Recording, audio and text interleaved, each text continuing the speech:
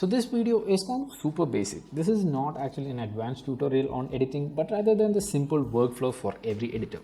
So what do we get after seeing this video? This video is ultimately inside Davinci Resolve 17. That being said, this is not actually tailored for the specific video editing software. If you see this video and learn the basic core concept of this editing software, then you have proficient knowledge to actually apply to any kind of video editing software. Let it be a computer-based video editing software like Premiere or Davinci Resolve or FCP, or any kind of mobile video editing like InShot or the Quick inside GoPro. This video is applicable for any kind of video editing software, but this is the basic, the 101 of editing. Okay, so before we start the whole tutorial, let's first understand an editor. So editor is a person who actually wants to produce a really classic video with a bunch of stuff that he has in his inventory, or export the video and give it to your client or use it in your social media accounts. Every editor has to go through this 6-step process for any kind of video editing. Let's just break down the 6 steps. The first step is to actually import all the content from the computer to the editing software. So this is kind of really basic, because if you're using for the whole footage, if you're using the whole footage that are inside your computer, that is including your SDs, external SSDs, hard drives, the external storages, even the SD cards that you have put inside your computer, then the video editing software would be really damn slow, because they have to actually process a ton of videos to actually edit for a certain simple video edit. Okay, people tend to import a lot of videos inside the editing software, and they would turn up saying that their system is not really good, they can't actually edit because it's kind of slow. It's not like the complete reason, but still you could actually make the existing system work much faster if you actually stick to this basic thumb rule. Import only the footages that you require for the certain project that you're working on. If you're working on a project such as creating an ad or creating any project revolving dance videos, then don't import the funny videos or any other kind of videos or tutorial videos inside your projects, because that project only contains dance videos. Right? Yes. So the next step, step 2. Step 2 is cutting out the required portion from the whole video. Let's assume that you are cutting out the video from the video that you have shot, or the video that you have recorded on your camera. And usually these videos would stretch till like 5 to 10 minutes. But the required portion that you need for the edit would only consist less than 1 minute. In my case, for every 5-6 minutes of my recorded video, the useful portion for my video or my edit would be around 10-15 seconds of it. After you have selected the required portion of the clip, then the next step is to arrange this required portion of the clip at your order, or the cinematic order that you want to. That being said, cinematic order is kind of cliche. Usually people have this psychological stimuli that every editor must be inside cinematography or film industry. That's not really true. There are a lot of other genres of editors. Keep in mind. Okay, after you have arranged the clips according to your own style, the next step is to add in effects. Here inside Davinci Resolve, you could actually go to Fusion and add in effects. If you're coming from a Premiere background, this is kind of different, because you have to actually export it from Premiere, go to After Effects, or dynamically link the file from Premiere to After Effects, work on After Effects, and come back via Media Encoder. Kind of complicated for Adobe users. Resolve users, just one click of a button away. Okay, after you have done all the effects, you go for the color grading. Hold your horses here, because Davinci Resolve is industrial standard color grading software. Editing is one part, and color grading at this professional stage is mind-blowingly good in Davinci Resolve 17. And just a recap of history. Before we all got introduced to Davinci Resolve 17, Davinci Resolve 15, 14 and 13 and 12 were readily available in the industry for professional grade color grading. Okay, after you have color graded your footage, the next thing is sound effects. Sound effects is damn important inside any kind of videos. Let it be small short reels to awesome cinematic videos. Sound plays a major role in any kind of video production. And in Fairlight page, inside Davinci Resolve 17, you can treat sound, mix it, equalize it, and even create your own sounds inside the software itself. After you have done your sound effects, the next thing, the final thing, is to export your video. and deliver it to your clients or post it inside your social media. This is the 6 basic steps that every editor should obey in any kind of edit that you're doing. Let it be a cinematic edit, let it be a dance video, let it be a corporate video, let it be an ad. Anything would actually follow this basic rule or basic workflow of an editor. So without any further ado, let's fire up Davinci Resolve 17 in our system. As soon as Davinci Resolve 17 is fired up, you are actually landing on the project page, which consists of a lot of projects in this case, because I have been using Davinci Resolve for a long time. You would be having a clean slate here like this one, but for a beginner, the only thing you have to actually learn is to make a new project. But if you're an advanced or an intermediate user, you would actually know the new features that Davinci Resolve has actually updated in the 17th version. You could actually now view the projects in the list view as well as the thumbnail view. I prefer the thumbnail view. It is much better. Now you could actually sort it by the date, name, timeline, format and frame rate. Date is much convenient for me, so let's stick with date here. You could also zoom in and zoom out to your own preference, but this is my aesthetics, so I'm keeping it like this. Now let's create a new project. In order to create a new project, just go and click this new project button. As soon as you click that button, a new pop-up pops up where you can rename the project. I'm just renaming it to workflow and just press create to create the project. Now you have been landed on the cut page inside Davinci Resolve 17. So how do you know which page you have landed on? It's fairly simple. Just go and look the down portion of the software. Here is the pages that are available inside Davinci Resolve 17. That is the media page, the cut page, the edit page, the fusion, the color page, the Fairlight page and the deliver page. So as I said, let's first do the step 1 of editing, that is importing footages from the computer to the software. So I'm going to the media page for that.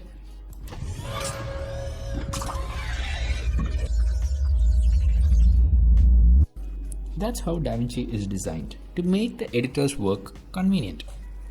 So as soon as you jump to media page, you could actually see in the left side there is media storage window, which you can toggle and toggle on by just pressing this media storage button here.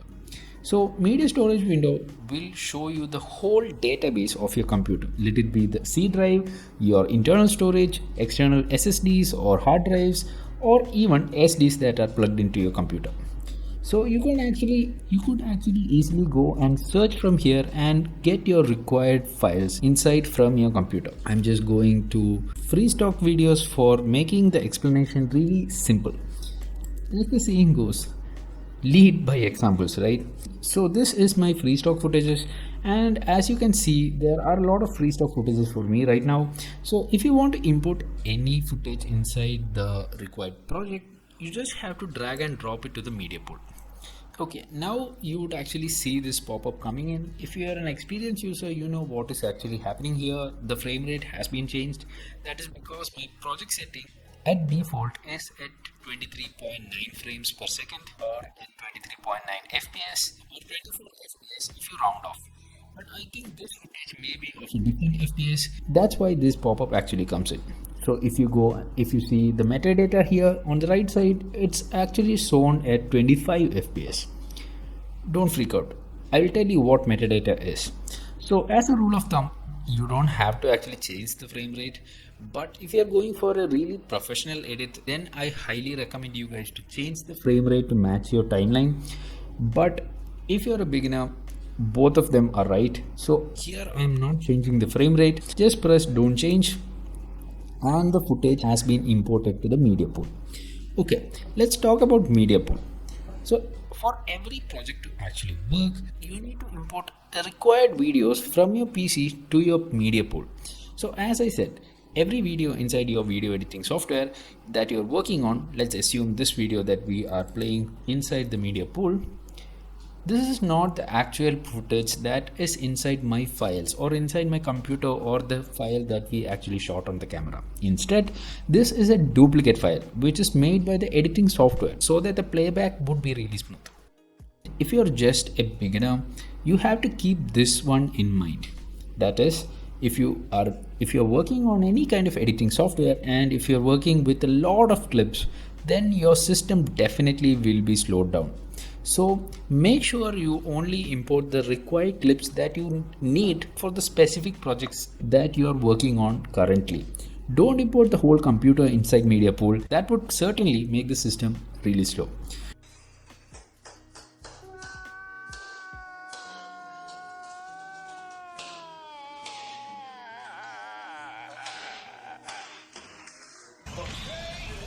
So it's really simple to import any videos inside media pool.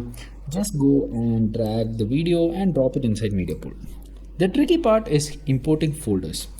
So let's just import this folder inside the media pool. If you drag and drop it inside media pool, you can see the video coming in. That is because inside this folder there is only one video that is being imported here. When I was just starting out in Davinci Resolve 15, I thought this was a bug because I couldn't actually import any folders inside Davinci Resolve 15. But apparently it's not like that. If you want to import any folder, you just have to drag and drop the folder inside the master bin instead of the media pool. So if you drop here, you can see that the folder has been dropped here.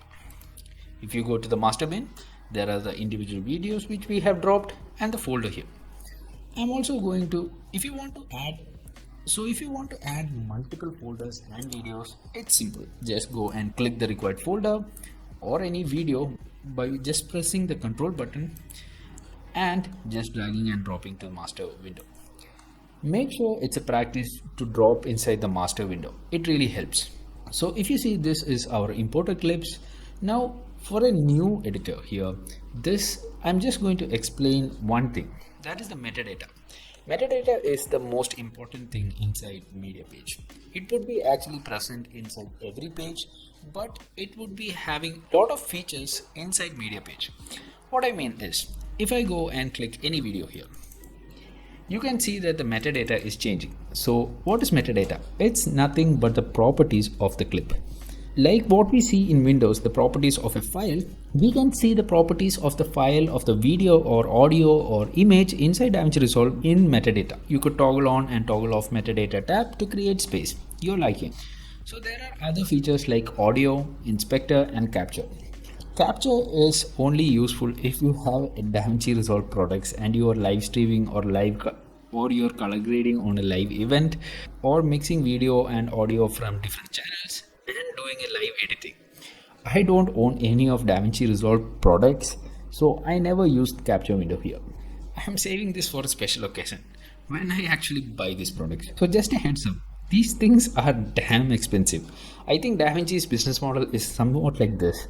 You get a free software which you are paying for a one-time fee, but whole products are mandatory if you're going for a professional setup, and these products cost a big deal. And right now there is no substitute or a third-party product which actually complies with Davinci Resolve. Everything must be bought from Blackmagic Design and it costs. So don't worry if you are a beginner here. I will actually explain what is inspector as well as audio.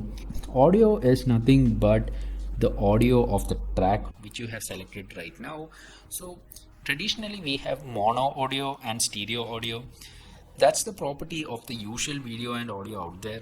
But for your information, there are 8-channel and 16-channel audios, which is kind of a 3D surrounding audio. So if you have a clip which have 8-channel or 16-channel, you can actually see audio playing here. I think every video that I have is more or like mono and stereo. Let's just check.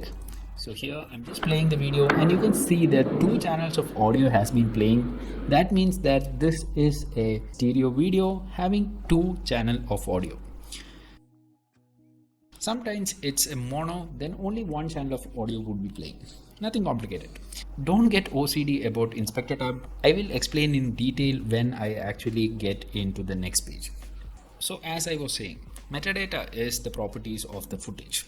So if you see here, you can actually see the property of the footage, such as which frame rate it was shot at, what is the resolution of the footage, how much channel the audio is there inside the footage, what frequency it was recorded, and the type of audio and the type of video format. Very good. And there are a lot more information here. Location of the file inside the computer and many more. Don't get bored. The properties of metadata doesn't actually stop there. You could actually add a lot of information here. So if you go and click this small button here, you could actually select from various properties. Like shot and scene is a really useful property here. So let's assume that this is a close-up shot and I could actually write close-up here. If you are working with multiple editors and directors, then adding information on each video would actually ease up the process. Like for example, if this video need to have a color grade, I could actually write in color grade required. And the colorist would actually know that this footage needs a color grade from the metadata itself. Really useful. I'm not explaining every feature of metadata. That would actually make this video really damn boring. If you want to actually know the properties of every single page, I'm planning to make a single video for every page so that you can get a vast knowledge about each and every page. Okay, now I think that you have understood media page. Let's jump to the step 2 of editing process. That is the cut page. You just have to move the mouse to this bottom part and press on the cut page window. Instantaneously, you have been imported to cut page.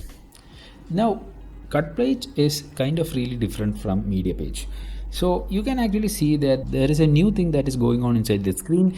That is the timeline. You could actually see that there is a new thing. Apart from the video monitor, there is a timeline present inside the cut page. As I said, step 2 of your editor is to trim out the required portion of the video that you have imported. So let's go to this folder. If you can't see the whole list here, you can just press this small arrow button and you can see the whole list right here. I'm going to this folder known as car because we are actually going to edit a video, a short sequence from scratch to the final process so that you can actually know the workflow of an editor. Okay, let's see here. I'm going and selecting the first clip here. As you can see, you have a display window. This is actually present everywhere. Even at the Fairlight page, people who have just introduced to Fairlight may not find it, but there is an option to actually on this display window. If you go to the media page, you can actually see the display window present here. You can even play the video inside the display window inside the media page itself. If you press the video and play it here, you can see the video playing out here. Okay, let's get back to the cut page.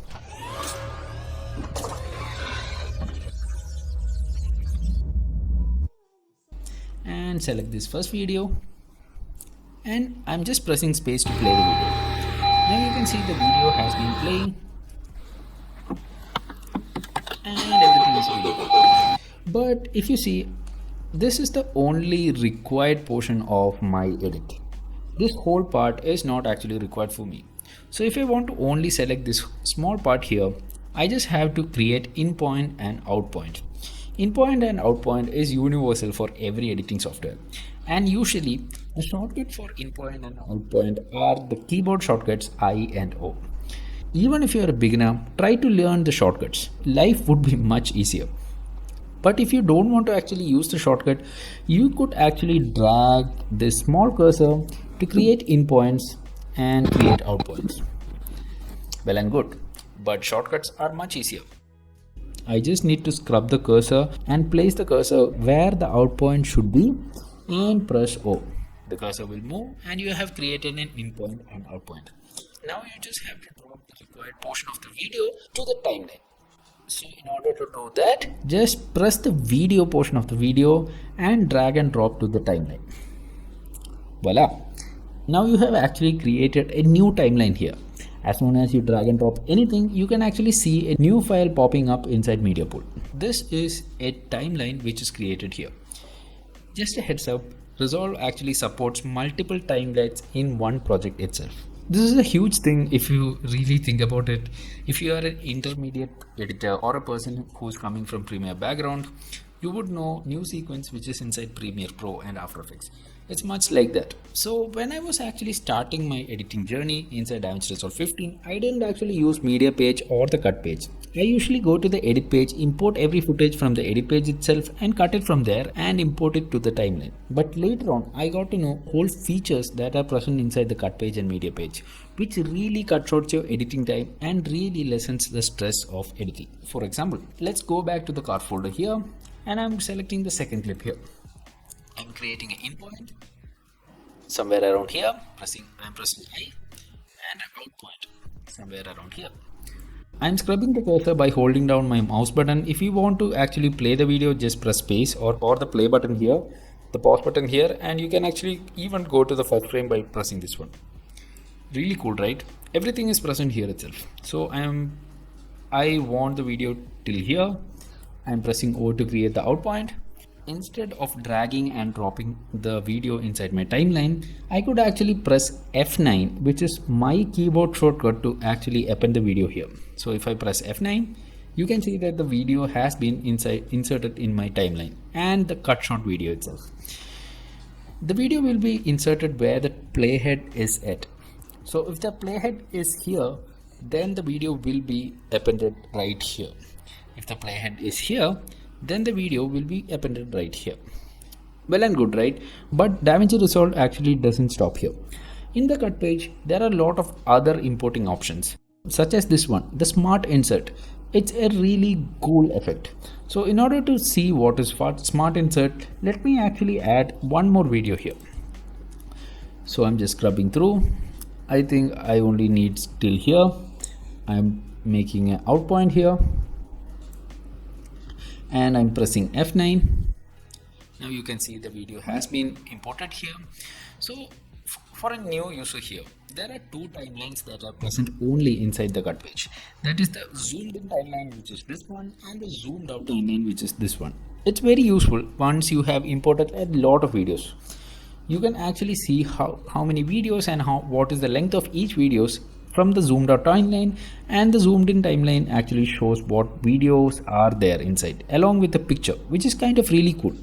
Okay, let's talk about smart insert. So I'm going to actually create an in point and out point somewhere here. I think somewhere here is good, and I'm creating an out point here. Now if you look closely, there is a small arrow here. That is the smart editor. So if I move the cursor somewhere here, you can see that the arrow has been changed.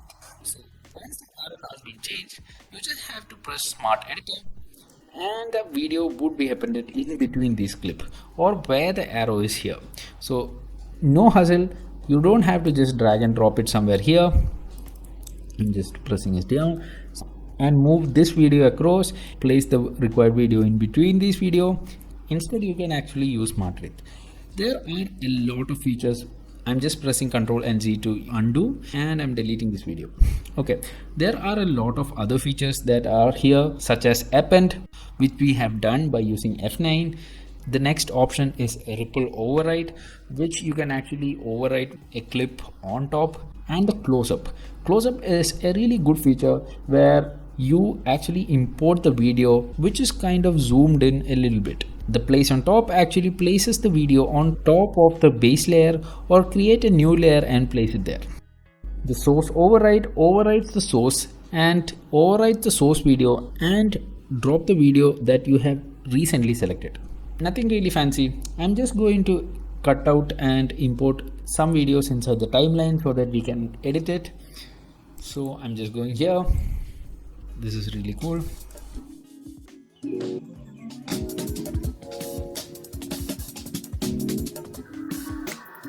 Okay, we have actually imported every video here. Now there are other features inside cut page, such as the boring edit. I'm actually trying to give you a whole lot of perspective of this editing so that you don't actually you don't actually see Davinci as a small editing software.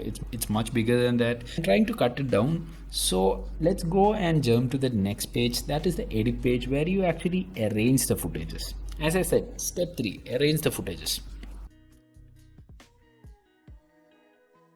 So let's jump to the next step, that is arranging the footages or arranging the videos for your edit. So in order to do that, you have to jump to the next page, that is the edit page.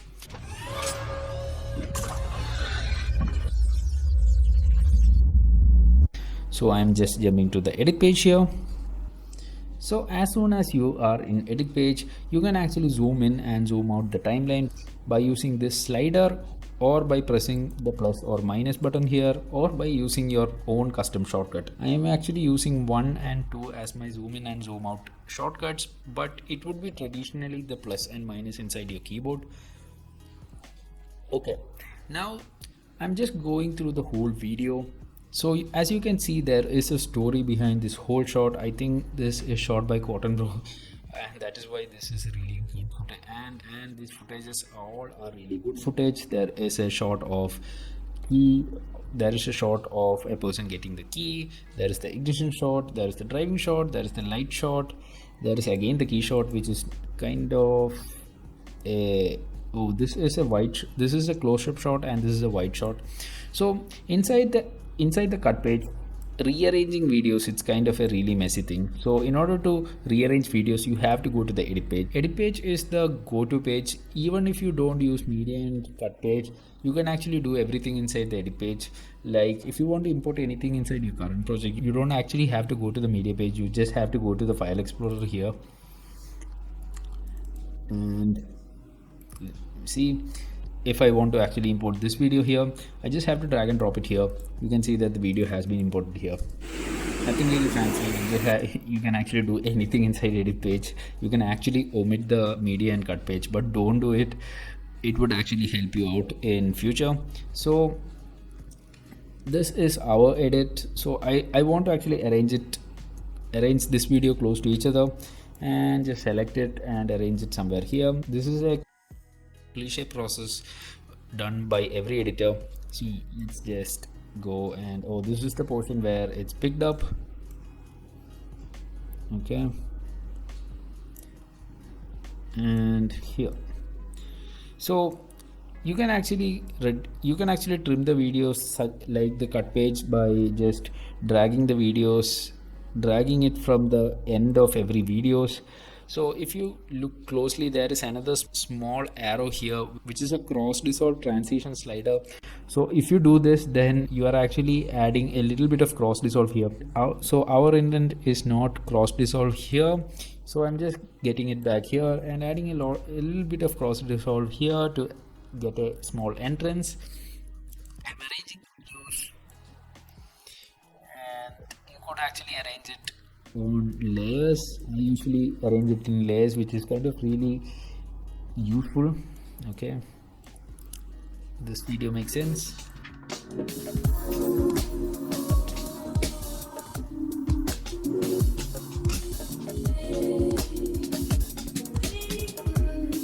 And yes, we have actually made the simple edit here, so I'm just going to play through the whole video.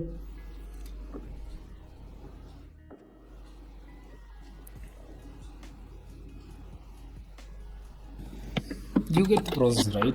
So if you want to fast forward, just press L and you can have a fast playback,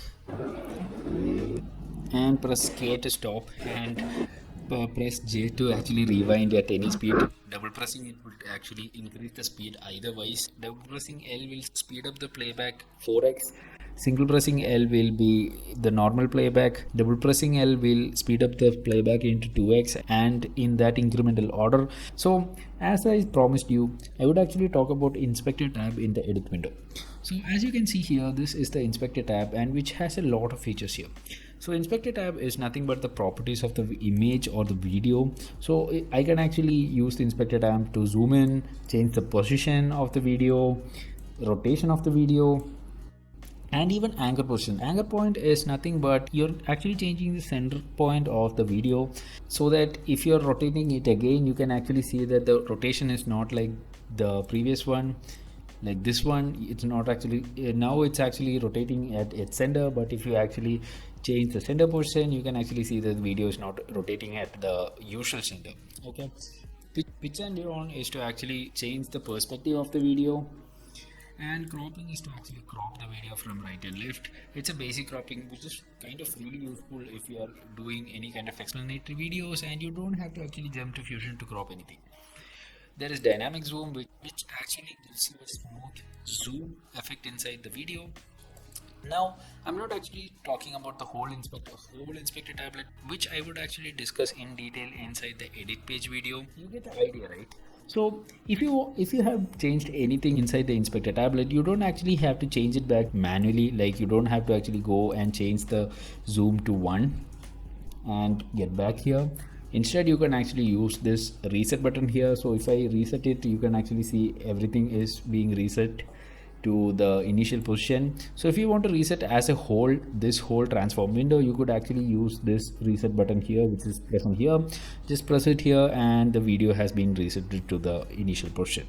So inside the edit page, you can actually use the mouse to actually do the basic editing. And another big thing that you do inside the edit page is cut your videos using the blade tool. So if you use the blade tool, you can actually cut the videos and place the videos and stretch the videos or delete the videos from here.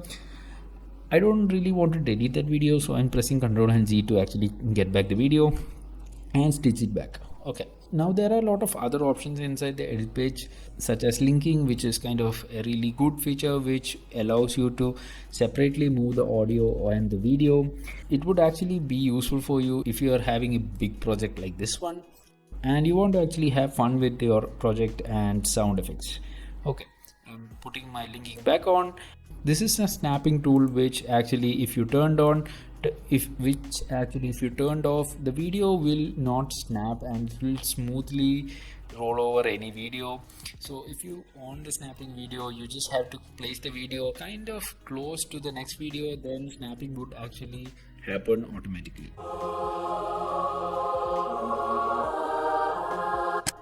Really useful.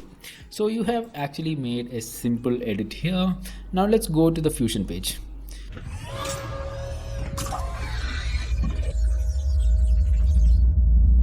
So here I'm just going to select, you can actually select the videos from the down portion here.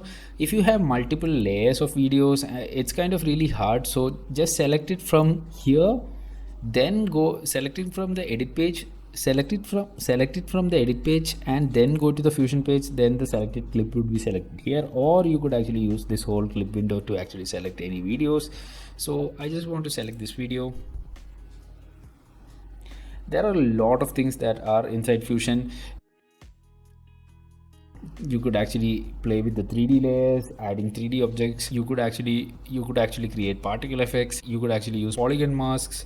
Masking inside Davinci Resolve 17 is kind of really cool, and you can actually create a lot of effects. Just a quick brush through the masking things. Don't worry, this is the polygon mask, this is the rectangle mask and the circle mask.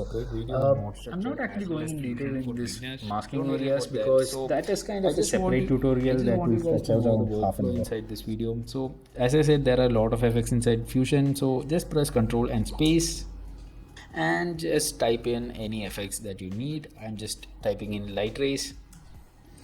Now you can actually see that there is light rays coming in here, so you can actually change the parameter inside the inspector tablet, and you can change the parameters like this, length and softness, and even color picking, and that would actually make the video a really amazingly effective. Okay,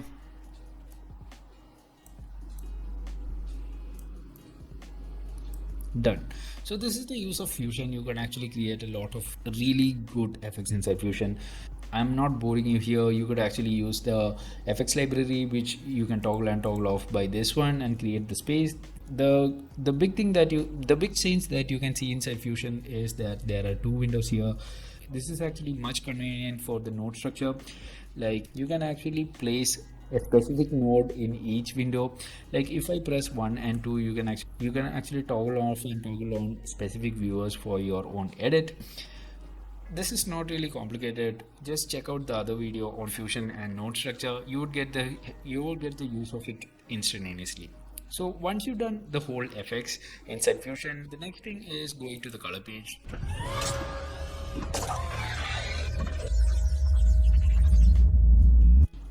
So inside the color page, you can actually color grade anything. So this is the basic color page, and you can actually change the temperature.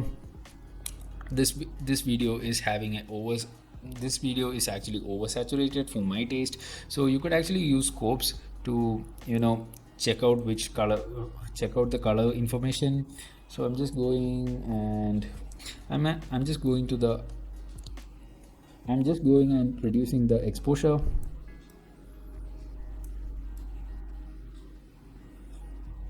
Okay, this is really good, and you're adding a little bit of color grading to it. Okay, I'm not actually professionally color grading this. I'm just trying to what can be done inside the color page. I'm pressing Alt and S to create nodes, and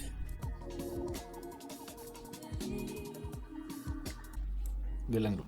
So after I have made this one color grade, I could actually grab a still which is kind of copying the color grade to an image.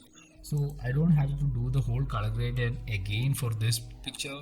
Instead, I can actually press my middle mouse button by going to this picture, and the color grade would be copied to this image. So if you don't see this window, you can actually toggle it off and on by pressing this gallery window. So this is the basics of color page. There is a lot to learn inside color page, and Davinci Resolve is known for the professional color grading software. Before it was actually a professional editing software, it was the industrial benchmark for professional color grading. So the next thing is your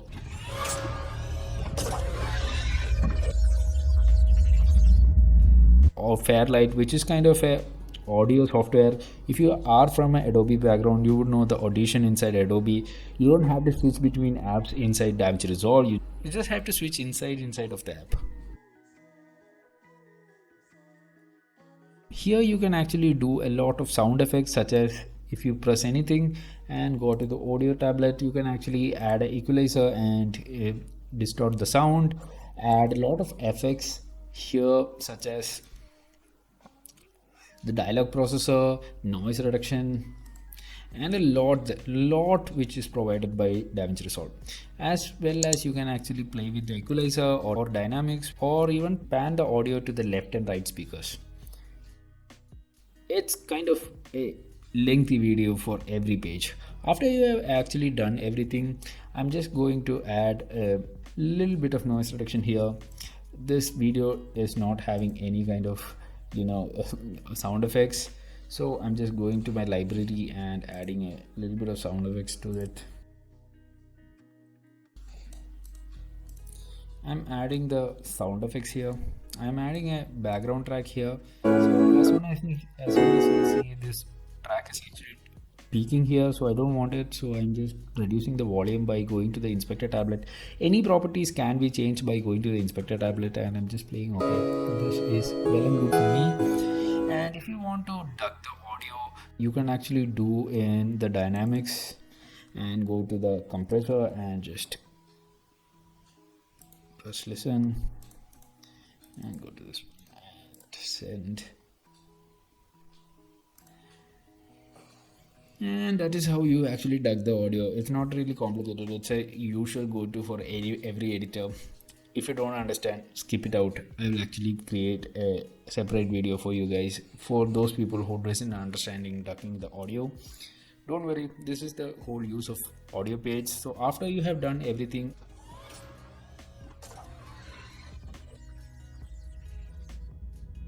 your whole edit, everything is done.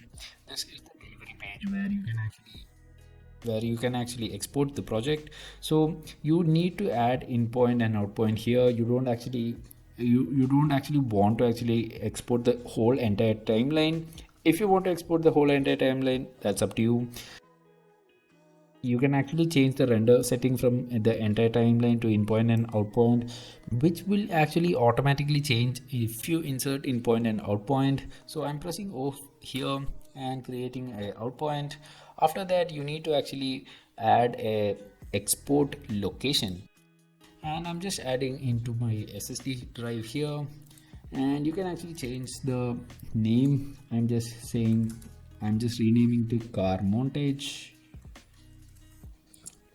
and you could actually change the video settings and the audio settings and even the subtitle settings here, or even actually use the Davinci Resolve presets like YouTube presets, like you can actually export in 1080 and 720 and even at Ultra HD here. If you don't know the export setting and if you are not a professional video editor, you can actually use Davinci Resolve to export your videos quickly here. And once you have done the exporting settings here, just press add to render queue and this will appear inside the render queue window. Just press the job. If you don't press the job, if your job is not selected, then the rendering would not happen. Just press it on and press render all. Now you can see the video has been rendered and this is the video. Pretty cool, right? Damn.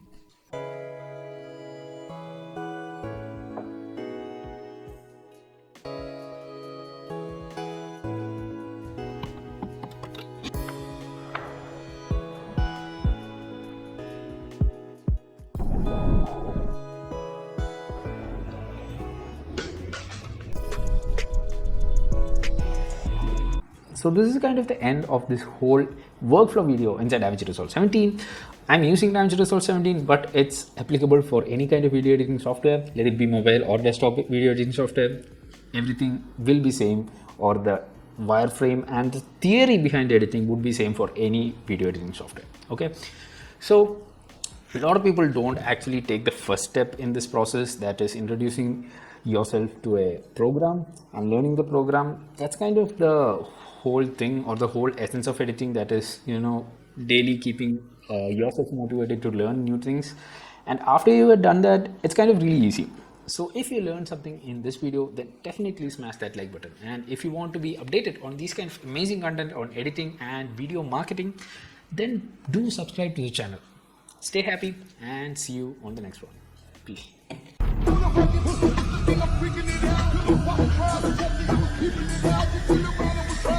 Picking them down,